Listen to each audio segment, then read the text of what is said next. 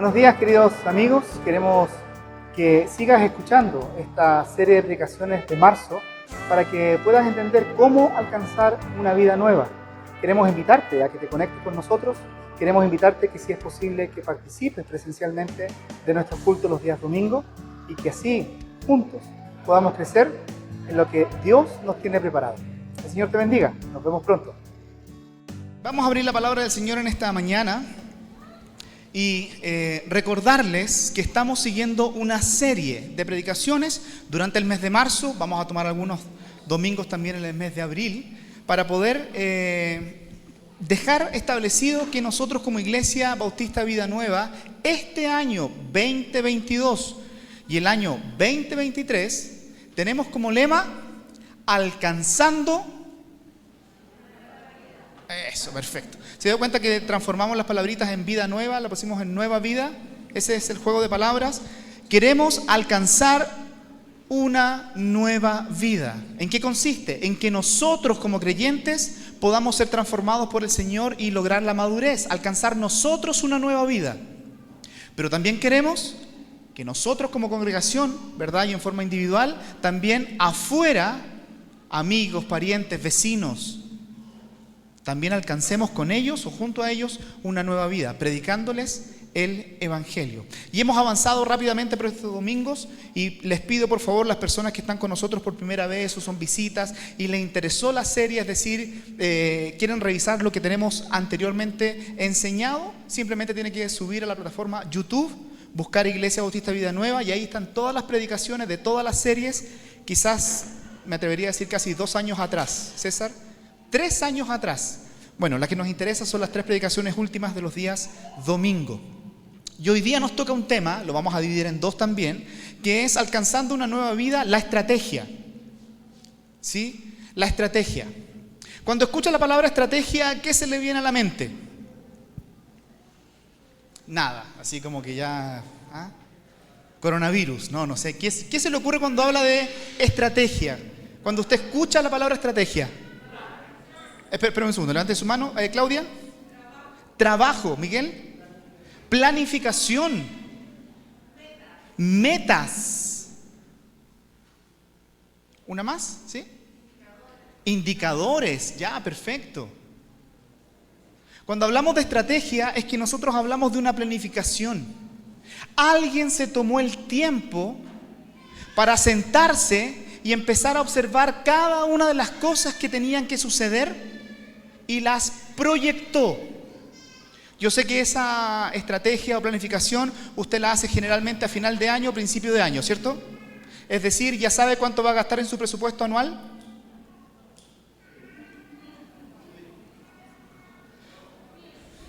¿Sabe con quién se va a casar los que no están casados? ¿No? ¿Sabe cuánto gas tiene que comprar al mes? ¿Sí? Ya, perfecto. A eso le llamamos planificación, ¿o no? ¿Sabe a cuántos cumpleaños va a ir en el año? ¿Sabe cuántas reuniones de miembros tenemos en el año en la congregación? Bueno, nosotros como Iglesia Bautista Vida Nueva estamos inmersos en una planificación mayor. Esa planificación mayor es la planificación de Dios. Me gusta decir esto porque Dios, de una manera gráfica, por favor, se sentó consigo mismo, Dios Padre, Dios Hijo, Dios Espíritu Santo, se sentaron juntos en la eternidad pasada a planificar todo lo que tenía relación con nuestras vidas acá en la tierra. ¿Cuánto tiempo se demoraron en planificar? No sé. Pero la Biblia, cuando la leemos, nos damos cuenta que hubo una planificación.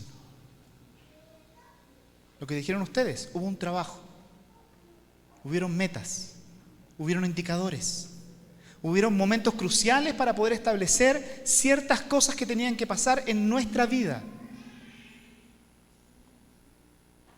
Y eso es maravilloso. Y nosotros como congregación estamos inmersos en esa planificación. Dependemos de la planificación del Señor para seguir avanzando en nuestras vidas. Es así que en esta estrategia que estamos llevando a cabo, ¿cierto? Alcanzar una nueva vida, Hace 3 domingos atrás dijimos que alcanzar una nueva vida empezaba con Cristo. Y a eso le llamamos una relación personal. Cuando Cristo se enfrenta a nosotros, cuando alguien nos predica el Evangelio y nos vemos enfrentados con nuestro propio pecado, ¿cierto? Nosotros somos llamados a tomar una decisión. Esa decisión es hacia la salvación. Somos confrontados con nuestro pecado y tenemos que decir si sigo a Cristo o sigo mi propia vida. Todo comienza con Cristo. Hace 2 domingos atrás dijimos que no solamente Dios nos salvaba, sino que nos daba un recurso maravilloso que era pertenecer a una gran familia. ¿Recuerda? A esa gran familia desde la muerte de Cristo, ¿verdad? Perdón, desde Pentecostés hasta el rapto, a esa gran familia, ¿cómo le llamamos? ¿Fuerte? La iglesia, ¿sí? El cuerpo de Cristo, todos los creyentes. Pero también Dios ha propuesto pequeñas congregaciones locales donde podamos juntarnos y reunirnos para seguir practicando. ¿Qué cosa? Lo que vamos a hacer por una eternidad en el cielo, excepto predicar el Evangelio. Eso no lo vamos a hacer. Practicamos acá 2 cosas. Practicamos amar a Dios y practicamos amar al prójimo. Eso lo practicamos acá, porque lo vamos a seguir haciendo por toda la eternidad en el cielo. Y también vimos la semana pasada que Dios nos dio un recurso valioso. Es usted. Usted fue salvado, comprado con la sangre preciosa del Hijo muerto en la cruz. Y Dios le ha dado algunas cosas a usted. Dones, le dio un carácter y le dio habilidades. ¿Para qué? Para ser parte de la estrategia de Dios. Y es lo que vamos a ver en el día de hoy. La estrategia. ¿En qué consiste? Lo vamos a dividir en 2. Hoy día vamos a poner los cimientos de esa estrategia para que entienda entonces qué es lo que hacemos con respecto a una palabrita que es muy importante. Servicio. Sí, nosotros en la casa cuando hablamos de servicio es porque los niños entienden que tienen que poner la mesa, ¿o no? Ja, ja, ja, ja, ja. Listo. Eso fue muy fome el chiste. Cuando hablamos de servicio hablamos de un trabajo, lo dijo Claudia recién. Cuando hablamos de servicio hablamos de ministerio.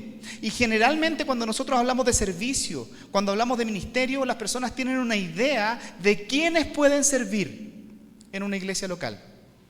Y generalmente piensan que solamente los pastores, que personas súper espirituales, que personas ya elevadas a una esfera mayor, tienen que servir en una iglesia. Esa es la falsedad más grande que hay en el mundo cristiano. Desde el día de nuestra salvación, el Señor ha provisto que usted, que está sentado aquí, aunque sea visita, si es creyente, Dios ha provisto que usted lo sirva a Él, que usted trabaje para Él. Solamente que en una congregación ocupamos diferentes funciones. No hacemos todo. Hay funciones. Y es la contradicción más grande que alguien diga, yo soy creyente, pero no trabajo para el Señor. No es compatible una cosa con la otra.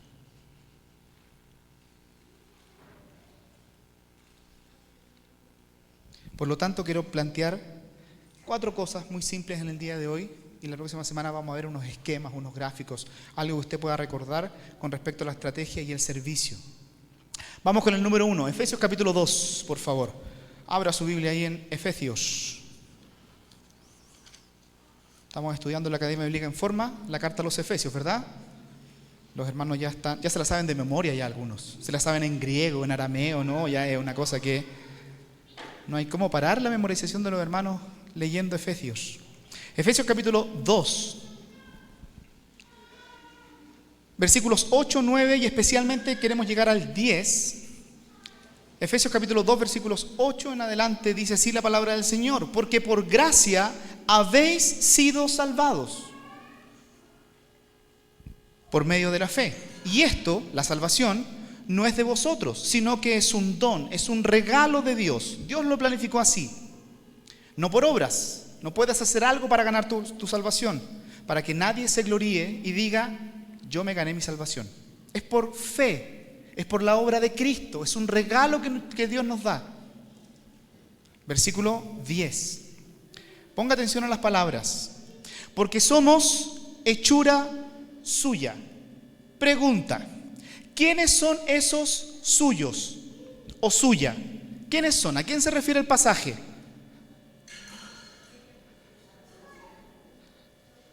Se refiere a ti, a todos. ¿A quiénes son todos? ¿Ah? Excelente, la iglesia, los creyentes. El pasaje no está descartando a todo el mundo, está diciendo solamente en este momento, ¿verdad?, que los creyentes son hechura suya. ¿Por qué? Por lo que dice a continuación. Porque somos hechuras suyas, creados en Cristo Jesús. Y aquí está, para hacer buenas obras. Usted y yo hemos sido creados en Cristo Jesús, los creyentes. Las mujeres han estudiado por muchos años algunos libros donde aparece esta palabrita hechura. ¿Me permite un paréntesis? ¿Sí? Hermanos porteros, ¿están por ahí? Hay varios porteros, ¿sí? Tenemos espacio disponible en diferentes lugares. ¿Los pueden guiar, por favor? Zurita, ¿puedes guiar a las personas, por favor, ayudar a los porteros? Si tienes un asiento desocupado al lado tuyo, por favor, levanta tu mano. Y tenemos varios asientos disponibles para que nadie esté en pie. Para que no se sientan incómodos, se pueden sentar atrás, adelante, al medio, sin ningún problema. Sé que muchos de ustedes van a acompañar también a sus parientes en el día de hoy. Así que el Señor les bendiga. Cierro paréntesis, usted después edita, hermano, todo lo que tenga que editar. Te hago más difícil la pega, César, pero el Señor te bendiga. Porque somos hechura suya. Muchas veces han estudiado ese pasaje diciendo, ¿cierto?, que esa palabra hechura es la creación, es un poema que Dios está haciendo, es un escrito en nuestras vidas. Dios está formando nuestras vidas desde el momento de nuestra salvación, no de nuestro nacimiento, ahora estamos hablando de la salvación. Y nos dice que fuimos creados en Cristo Jesús para hacer buenas obras. La pregunta es, ¿para qué fue salvo usted? ¿Para qué Dios lo salvó? ¿Para ocupar un asiento en una congregación? No estoy leyendo eso, ¿cierto? ¿A usted el Señor lo salvó para alguna cosa? No, el Señor dice en su palabra que Él nos salvó a nosotros, los creyentes, ¿verdad?, para hacer buenas obras. Eso no es nada más ni nada menos que servicio. O si le quiere llamar, ministerio. Por eso que es incompatible un creyente que dice ser salvo y no esté sirviendo. Porque todas esas buenas obras son el servicio que le damos a Dios y a los otros. Para hacer buenas obras, y aquí está, por favor, que importante esta parte, las cuales Dios preparó de antemano para que anduviéramos en ella. ¿Sabe lo interesante de esto? Es que usted no tiene que crear buenas obras. No tiene que inventar, a ver qué cosa buena puedo hacer para el Señor. La Biblia dice que Dios se tomó el tiempo en su estrategia, recuerda, en su planificación, se tomó de tal manera el tiempo que incluso nos proyectó hacia el futuro las cosas buenas para que anduviéramos en ellas. No tiene que inventarlas, pero es incompatible un creyente sin servicio.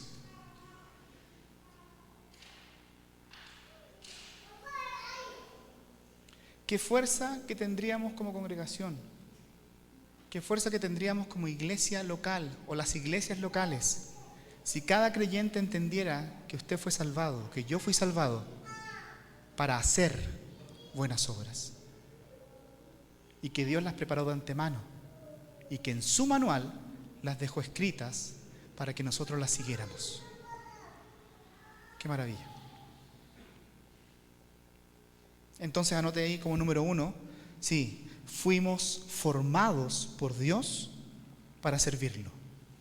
Fuimos formados por Dios para servirlo.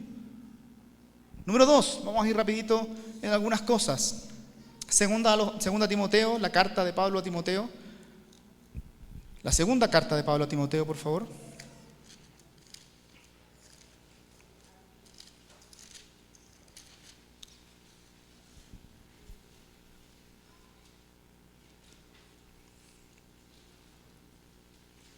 Las recomendaciones a este joven, ¿cierto? A este joven llamado Timoteo.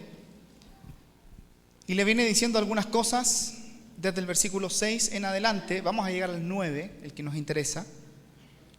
Por lo cual, le dice Pablo a Timoteo por carta, por lo cual te recuerdo que avives el fuego del don de Dios que hay en ti por la imposición de mis manos. No te quedes quieto, no te desanimes, no te quedes sin hacer algo.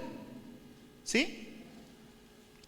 Porque no nos ha dado Dios espíritu de cobardía,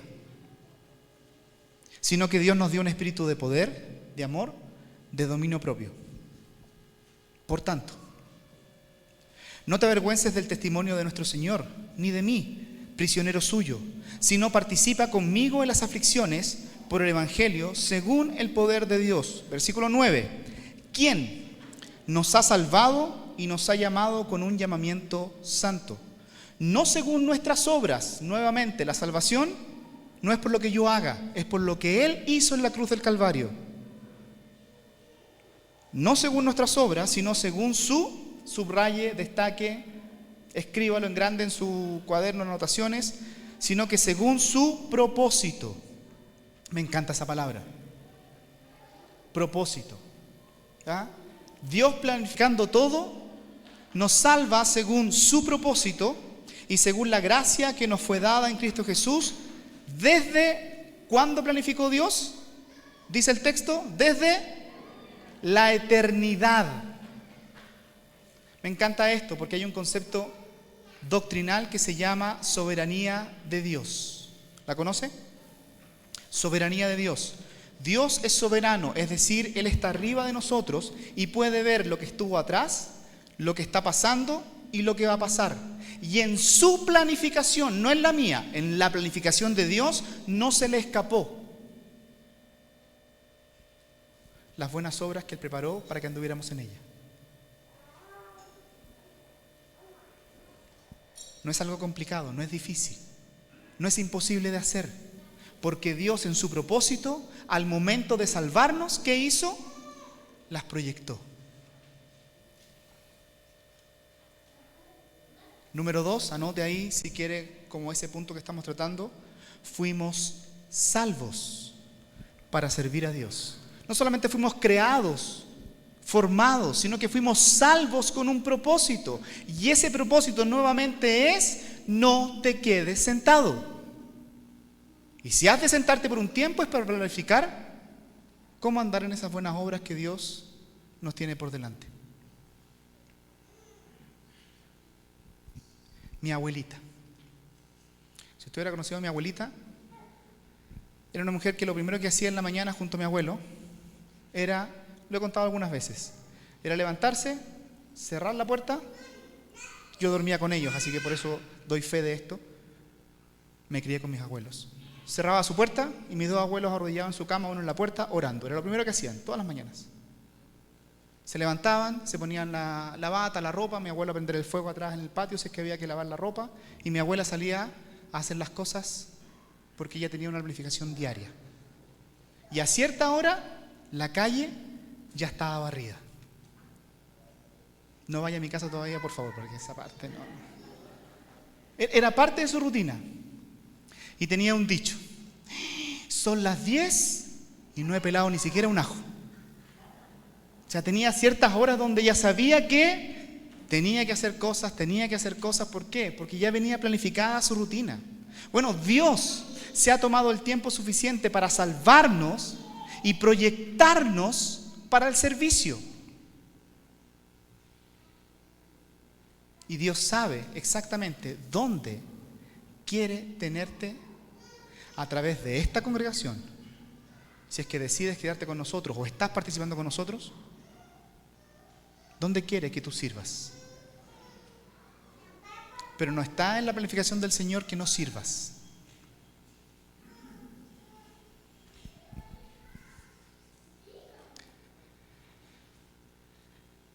Romanos, capítulo 12.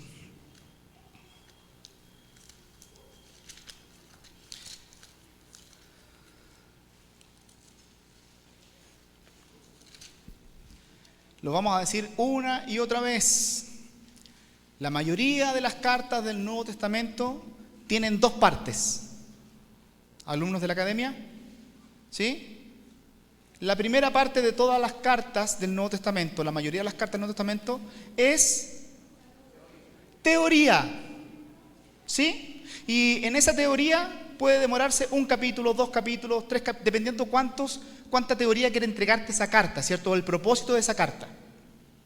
Y el resto de la carta es, una vez que sabes la teoría, vamos, pongámonos a trabajar. Siempre. Bueno, Romanos tiene 11 capítulos de teoría. ¿Sí? Había que explicarle hartas cosas a estos romanos.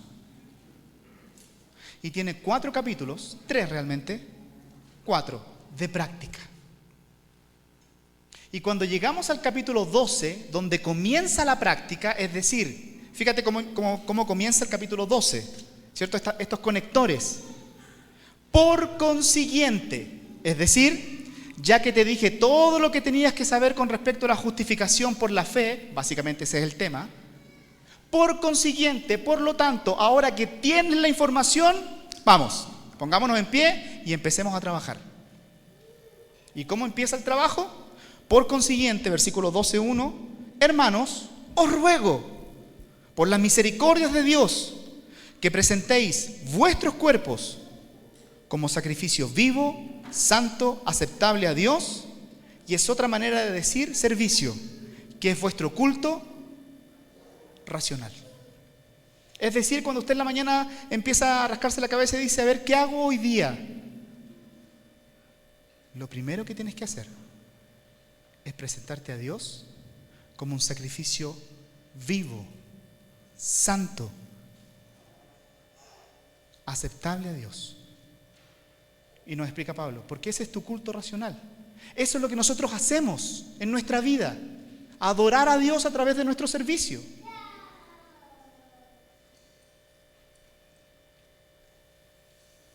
Es incompatible un creyente salvo por la fe que no esté sirviendo.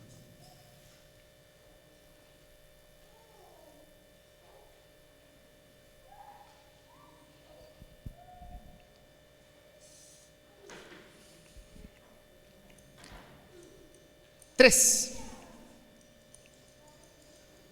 Romanos capítulo 1.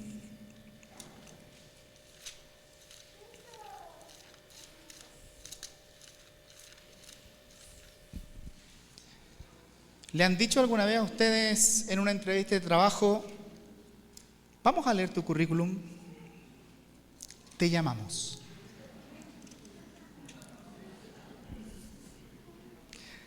Y uno, que no estaba acostumbrado a la entrevista de trabajo, le dice, ya. Asumen que tienen mi número, asumen que en algún momento de la vida me van a llamar, y empieza a pasar el primer día, el segundo día. Ya, ¿tendrá bueno mi teléfono? Mira, ¿por qué no le pregunté? ¿Y cuándo me va a llamar? O una pregunta que después ya aprendí a hacerla y se las decía a las personas. Pregunte si por sí o por no. Porque también, si es por no, que te llamen o no, no, sabe que no ha quedado seleccionado. Ya uno queda tranquilo, ¿cierto? Bueno, ¿sabe que el Señor también ejerce un llamado a nosotros? Y ese llamado es clarísimo porque ocurre al momento de la salvación. No tengo que esperar el llamado telefónico del Señor para que me diga, Jensen, mira, han pasado 4 años, ¿qué te parece si te pones a servir en la iglesia local?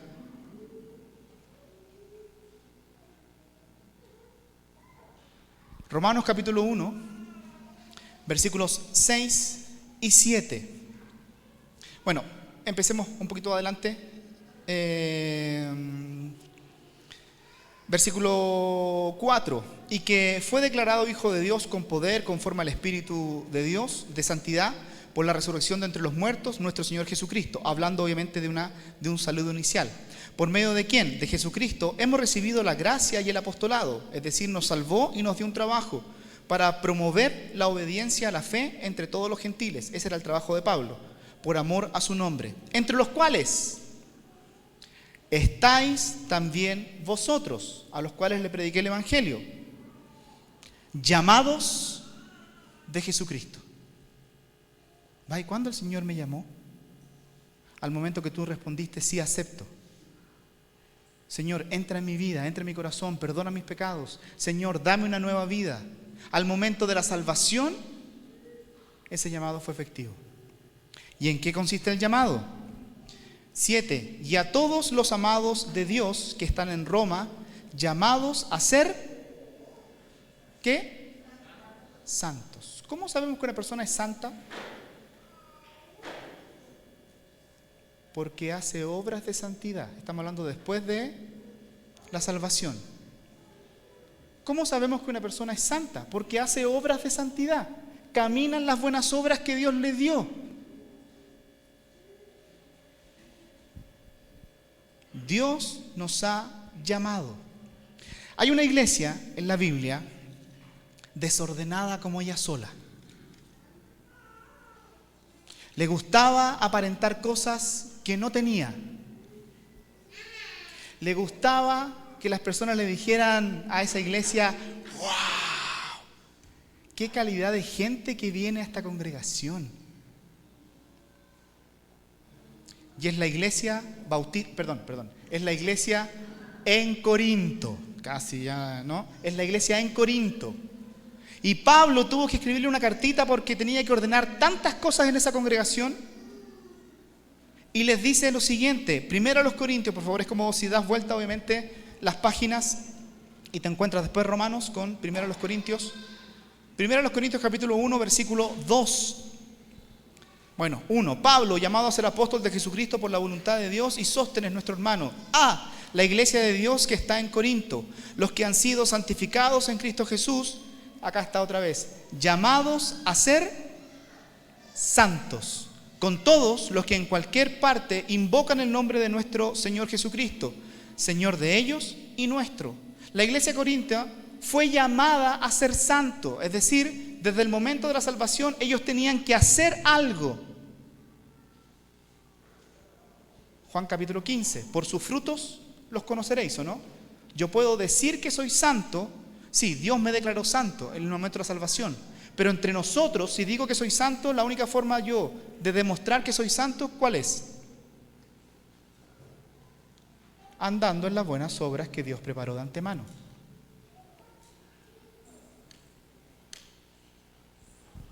Siga leyendo conmigo. Versículo 9, capítulo 1, versículo 9 del mismo Corintio. Fiel es Dios, por medio de quién, ¿qué cosa? Fuisteis llamados a la comunión con su Hijo Jesucristo, Señor nuestro. Somos llamados por Dios, ese es el punto. Último texto, 26, 1:26, porque parece que Pablo quería reforzarle el concepto, ¿cierto? Ustedes son salvos y fueron llamados a servir a Dios, no de la manera que ellos lo estaban haciendo, sino que va a ordenar todo esto a través de la carta. Versículo 26, pues considerad, hermanos, vuestro llamamiento. No hubo muchos sabios conforme a la carne, ni muchos poderosos, ni muchos nobles, sino que Dios ha escogido lo necio del mundo para avergonzar a los sabios, y Dios ha escogido lo débil del mundo para avergonzar a lo que es fuerte. Fuiste llamado, y en tu condición de ser llamado por Dios, Dios te ha dado un trabajo. Y es lo que nosotros tenemos que entender a través de las Escrituras, que es incompatible un creyente sin servicio, a través de una iglesia local para la gloria de Dios. No puede. Y por último, como punto, Mateo capítulo 20.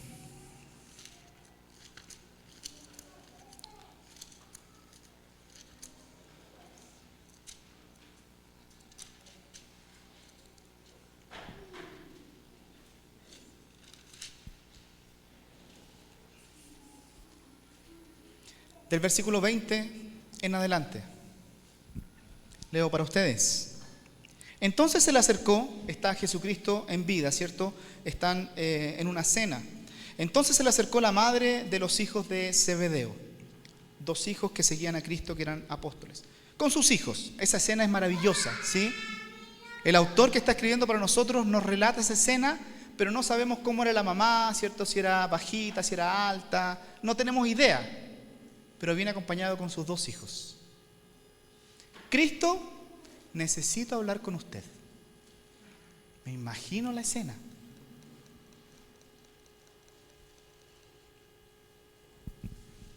Con sus hijos, postrándose ante él y pidiéndole algo. Y él le dijo: ¿qué deseas? Ella le dijo: ordena que en tu reino estos 2 hijos míos se sienten, uno a tu derecha y el otro a tu izquierda. ¿Sí? ¿Se imaginó la escena? Dios, a través de Jesucristo, que habían planificado todas las cosas, ¿o no? Ahora decimos en Chile, le sale una mamá con la empanada de que quiere que uno se sienta a la derecha y otro a la izquierda, con el único propósito de ¿qué? De que ellos reciban una admiración. ¿Sí? Que todo el mundo diga: ¡wow! Los hijos de Zebedeo. Oye, sí, yo sabía que podían estar ahí, uno a la derecha y a la izquierda, en el reino de Dios, ¿o no? Entienda que cuando ellos hablaban de reino, los judíos, ¿cierto? Hablaban de un poder político, ¿verdad? Es decir, hay un rey, hay un trono, hay un reino, y tienes el privilegio en ese reino de sentarte a la derecha y a la izquierda. ¡Wow!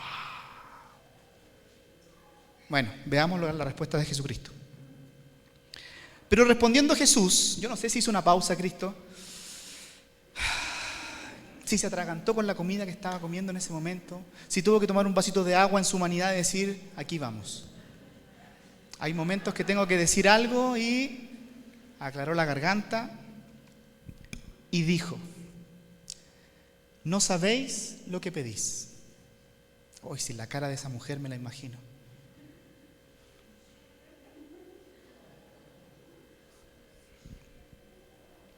¿Podéis? Pregunta. ¿Podéis beber de la copa que yo voy a beber? Ellos le dijeron: podemos. Él les dijo: mi copa ciertamente beberéis, porque él está hablando del sufrimiento. Se las aclara al tiro. Pero sentarse a mi derecha y a mi izquierda no es mío el concederlo, dijo Cristo, sino que es para quienes han sido preparados, ¿sí? En la planificación que yo tengo, no los tengo en mi lista todavía. Es para quienes ha sido preparado por mi Padre. Al oír esto, en la conversación, los otros apóstoles, ¿cierto?, se indignaron contra los hermanos, pero Jesús, llamándolos junto a sí, dijo: momento de aprendizaje. Me encanta esto con los niños. Hay muy buenos libros que hablan de ventanas de aprendizaje. ¿Sí? Padres, todos los que son padres, los que van a presentar a sus hijos hoy día, ventanas de aprendizaje.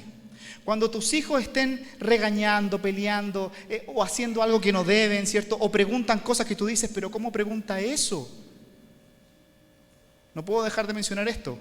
Íbamos en el auto, camino al colegio. De vuelta del colegio, corrijo. Y una de mis hijas, no voy a decir cuál, pero la mayor, usted no sabe cuál es mi hija mayor. Segundo básico, no habrá pasado de eso.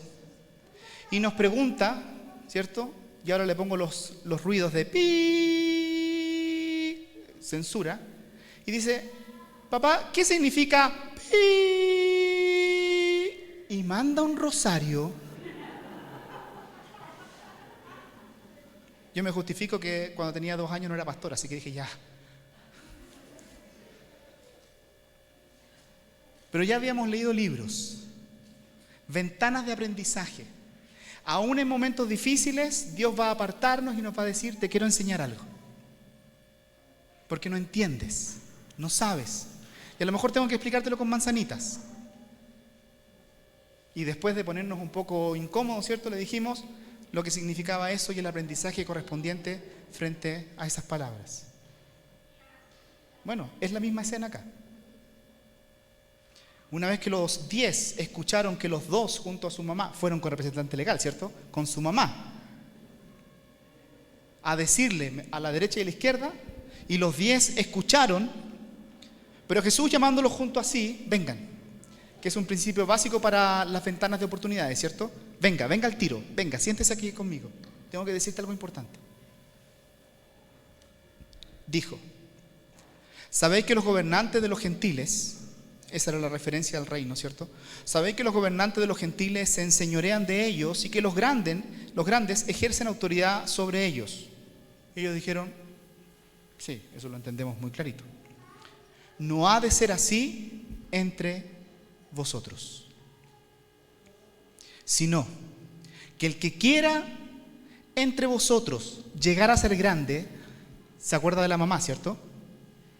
Y no sé si la mamá ya se retiró 2 pasos más atrás, si cuando dice esto Cristo le pega la mirada a la mamá y le dice: sí, te estoy hablando a ti. Solamente está el relato para nosotros. No ha de ser así entre vosotros, sino que el que quiera entre vosotros llegar a ser grande, será vuestro servidor.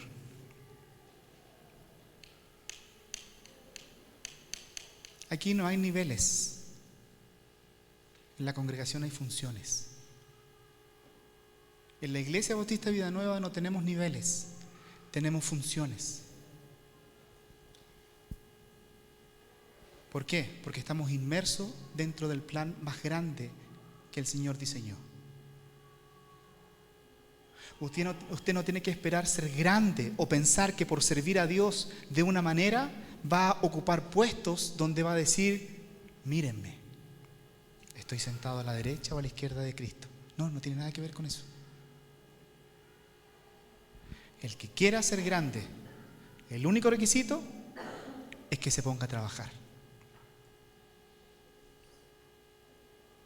¿Sí? ¿Vio o no? ¿Hay requisitos intelectuales acá? ¿Hay requisitos de edad? Es interesante eso. Pero no termina. Y el que quiera entre vosotros ser el primero, y ahí están los hijos de Zebedeo, ¿cierto? A esa altura yo no sé cómo tendrán sus cabezas. Agachas. Puede darse la casualidad que estén altivos todavía. Y el que quiera entre vosotros ser el primero, será vuestro siervo. Que trabaje. Que trabaje. Y el ejemplo máximo, versículo 28. Así como el Hijo del Hombre, Él, Cristo, se hacía llamar, ¿cierto?, el Hijo del Hombre. Así como el Hijo del Hombre no vino para ser servido, sino para servir y para dar su vida en rescate por muchos. Número 4, tenemos un mandato para servir. No es una opción. No es algo que podamos decir: aguántame un poquitito más, por favor. Todavía no me siento capacitado para servir.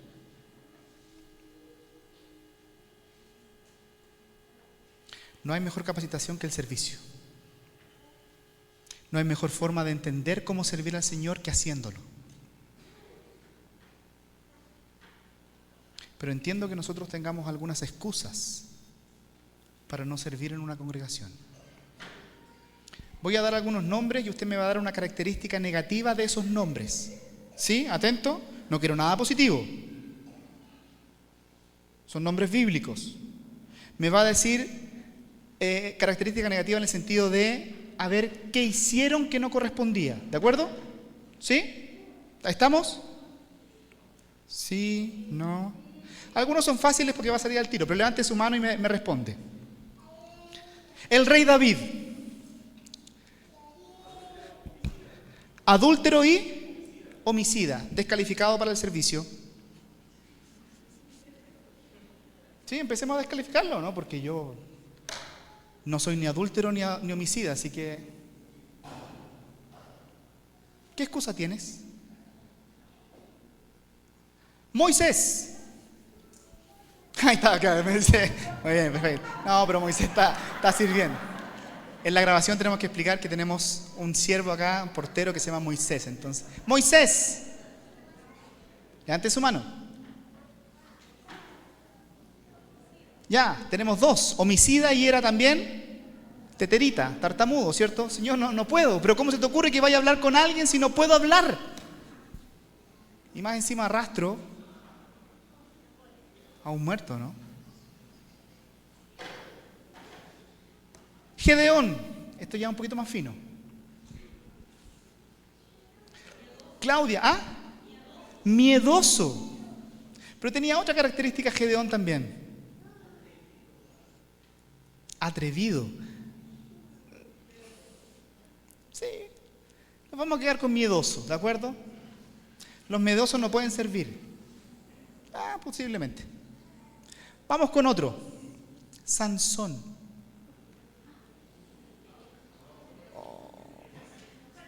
Ahí está, hermana.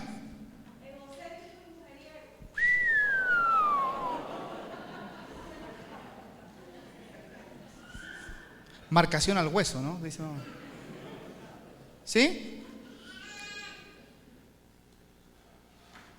¿Quisiéramos trabajar con Sansón sirviendo al Señor o no?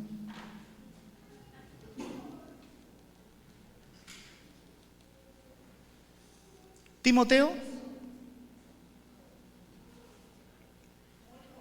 muy joven y por su juventud muy tímido. Pero, ¿cómo voy a estar sirviendo?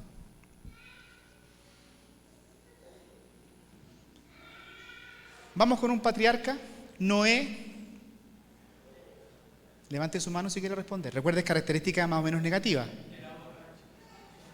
Lo culpamos al pobre Noé porque un día plantó una viña, esperó que sus frutos fueran, le sacó el juguito y se pasó de la cuenta. Y ahora le tildamos de borracho, ¿cierto? No, si somos buenos para acordarnos las cosas de los demás, ¿o no? ¿Sí? No sé. Especialistas nosotros somos.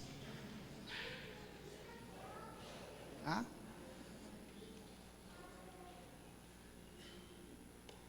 Bueno, vamos con uno que es bien conocido, que estamos leyendo sus cartas. Pablo. ¿Por dónde empiezo? Dice usted, ¿cierto?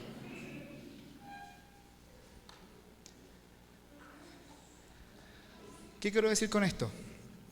Como si a Dios se le hubiera pasado. Como si Dios no conociera nuestro pasado. Lo que fuimos, lo que hemos sido, las cosas que hemos hecho. Como que si Dios hubiera dicho, ¡oh! No lo había visto.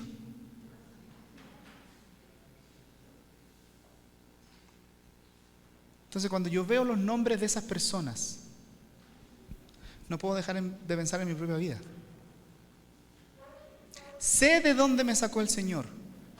Sé las cosas que hice. Sé las cosas que dije. Pero por su gracia, el Señor me pide que lo sirva. Claro, hay un proceso de transformación, de madurez, de restauración. Pero su mandato no se ha ido. Tengo que servirlo. Tengo que servirlo. Porque así como el Hijo del Hombre no vino para que lo sirvieran, sino que vino para servir y para rescatar y dar su vida por muchos, es lo que nosotros tenemos que entender, que a través de esta congregación tenemos un mandato de servir. No es mi estrategia, es la estrategia de Dios. ¿Qué excusa quieres poner para no servir al Señor?